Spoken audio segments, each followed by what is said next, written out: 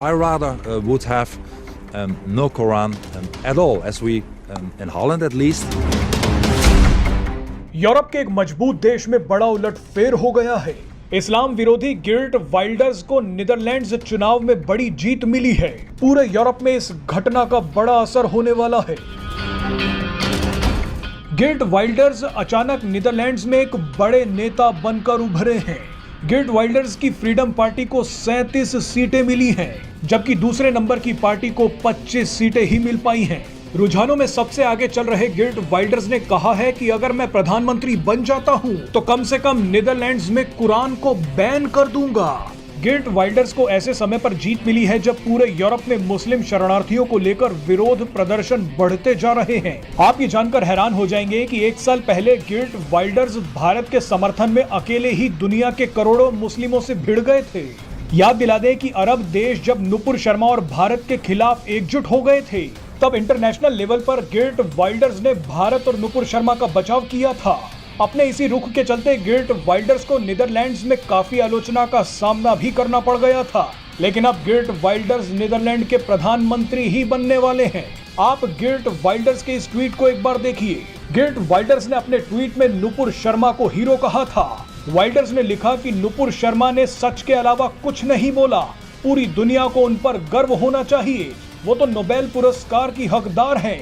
Guilt Wilders ने भारत को हिंदू राष्ट्र भी कहा था। प्राइम मिनिस्टर ने एक स्टेटमेंट दी है मुसलमानों के हवाले से। उन्होंने ये बोला है कि अगर उनके कंट्री में जो मुस्लिम हैं उन्होंने वहां के रूल्स एंड रेगुलेशन को फॉलो नहीं करना तो उन्होंने बड़े सख्त अल्फाज में ये कहा है कि get out from our land. ये पाकिस्तानियों के लिए या पूरी दुनिया के मुसलमानों के लिए एक सोचने वाली बात है। और उसके ऊपर एक्सप्लेनेशन देते हुए उन्होंने ये बोला है कि भाई अगर यहाँ पे आपने रहना है तो हमारे रूल एंड रेगुलेशन को फॉलो करना होगा, नहीं तो फिर आप अगर अपने ही रूल्स को फॉलो करना चाहते हैं तो किसी इस्लामिक कंट्रीज में चले जाएं या फिर अपने कंट्री में वापस चल जाएं। पाकिस्तानी पब्लिक से बात करेंगे कि एक तरफ इंडियंस की अगर बात करें, हिंदुस्तानियों की बात करें, तो बहुत से ऐसे कंट्रीज हैं जो इंडिया को वीजा फ्री एंट्री देना चाहते हैं। अभी नीदरलैंड के prime minister, Dutch prime minister ने ये स्टेटमेंट दिया कि भाई get out from our land. ठीक है, क्या समझते हैं? उन्होंने उसके ऊपर एक्सप्लेन ये किया कि भाई अगर हमारे रूल को फॉलो नहीं करना तो आप यहाँ से चले जाएं। क्या समझते हैं फॉरेन कंट्रीज में क्या इंटरनेशनल लेवल पे क्या इमेज है हमारी? बहुत बुरी। और इसके कसूरवार हम खुद लोग हैं। ठीक है, मिसाल के तौर पे शायद मेरी ये बात सब लोगों को पसंद ना आए, कड़वी बात थोड़ी बुरी लगती है। जो ये इश्यूज होते हैं हम फौरन बाहर के इशू को अपने मुल्क में शुरू कर देते हैं, गिराओ जलाओ। मिसाल मैं देता हूँ, ये अभी जो इशू चल रहा है का, कहते हैं जी मैकडोनल्ड का बाइकआउट कर दो, इसका बाइकआउट कर दो। और ये मैकडोनल्ड जो पाकिस्तान में है इसमें कौन काम कर रहा है? पाकिस्तानी काम कर रहा है। नुकसान किसका है? हमारे पाकिस्तानी का। भूखे कौन मार रहे हैं? हमारे पाकिस्तानी। उनका क्या जाएगा इससे? उनको इससे कुछ भी फर्क नहीं पड़ेगा, रत्ती भी फर्क नहीं पड़ेगा। और बड़ी बात ये है कि एक मिनट के लिए आप ये सोच लो कि मैकडोनल्ड्स बाइकआउट कर दो, क्या सिर्फ मैकडोनल्ड बाइकआउट करने से पूरा जो सा वो कंट्री तबाह हो जाए? देखें, बात तो ये हम एप्स किसकी यूज कर रहे हैं, हम सॉफ्टवेयर किसके यूज कर रहे हैं, ये गूगल, ये इंटरनेट, ये सारी चीजें जो सी हैं या तो उसी कंट्री की हैं या फिर जो उस कंट्री को सपोर्ट यूएस वगैरह कर रहे हैं उन कंट्री के। फिर ये पहले बाइकआउट करें ना, व्हाट्सएप छोड़ दें, सोशल मीडिया सारा छोड़ दें, बाइकआउट कर दें। बिल्कुल, पॉइंट तो ये है। मैं यही कहना चाहता हूँ कि जो मसाइल डायलॉग से हल हो सकते हैं वो इस चीज़ से हल नहीं हो सकते। आप अपने इमेज को बेहतर करें डायलॉग के जरिए। मिसाल में देता हूँ, उन्होंने रसूल पाक सल्लल्लाहु अलैहि वसल्लम के सिलसिले पे उन्होंने जो खाके बनाए, हमने आगे लगाए, जलाओ गिराओ कर दिया। उसका बेहतरीन हल ये था कि हम सीरत रसूल सल्लल्लाहु अलैहि वसल्लम पे किताबें लिखते, उनको बताते हैं कि ये है हमारे नबी, ये इनकी सीरत है, ये इनका कहना है, ये इनके अमाल है, ये इनका किरदार है। इसकी बजाय हमने क्या किया? हमने जलाओ गिराओ और लोगों को मारो तोड़ो ये किया। इससे तो ज़ाहिर है टोटली तौर पे हमारा इमेज बाहर के मुल्क में बुरा ही जाएगा। और रियली सॉरी टू से, इस वक्त जो एज ए पाकिस्तानी, पहले एक वक्त था मैं फ़ख्र महसूस करता था पाकिस्तानी कहलाने को, और अब जब भी मैं किसी जर्मन से या किसी गेस्ट से मिलता हूँ तो आई फील अच्छा है कि मैं पाकिस्तानी हूँ। ठीक है, उसकी रीजन ये है कि हमारी, और कुछ लोग ये कह देते हैं कि भाई हमारी गवर्नमेंट नहीं ठीक जिसकी वजह से हमारा इमेज नहीं ठीक। भाई गवर्नमेंट वहाँ पे जाके नहीं बैठती, हम वहाँ पे जाके जो काम करते हैं, जो कारनामे होते हैं हमारे, उनकी वजह से हमारा इमेज खराब हो रहा है। आप इस बात से एग्री करते हैं या सिर्फ सारा कुछ गवर्नमेंट के ऊपर डालते हैं? बिल्कुल एग्री करता हूँ। मिसाल के तौर पर मैं जब वहाँ पे अपने ड्राइंग रूम में बैठा टीवी देख रहा होता हूँ, हमारा जो मीडिया क्या दिखाता है हमें, जलाओ गिराओ जुलूस तोड़ दो।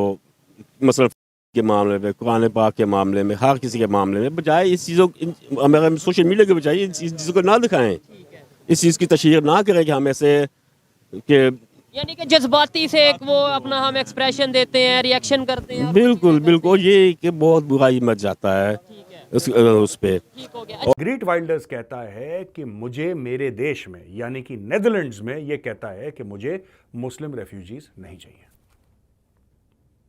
यह कहता है कि पुरानी सरकारों ने बहुत गलती करी है और इन्होंने दुनिया भर के रेफ्यूजीज यहां पे भर लिए, जिसकी वजह से हमारे देश का कबाड़ा हो गया है।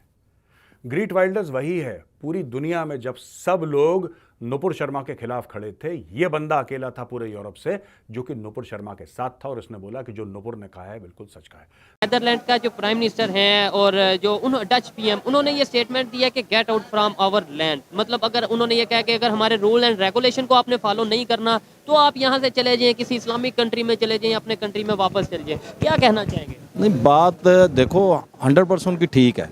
अब कोई जैसे हम अपने अफगानियों को बाहर निकाल रहे हैं तो वो इनलीगल है ना, तो इसी वजह से अगर वो कह रहे हैं तो वहाँ पे जिस कंट्री में भी आप जो लोग जाते हो, हमारे जो मुसलमान भाई या हमारे पाकिस्तानी जाते हैं, तो अगर वहाँ पे उनके रूल एंड रेगुलेशन नहीं करेंगे तो फिर उन्होंने तो हमें किक आउट ही करना है ना।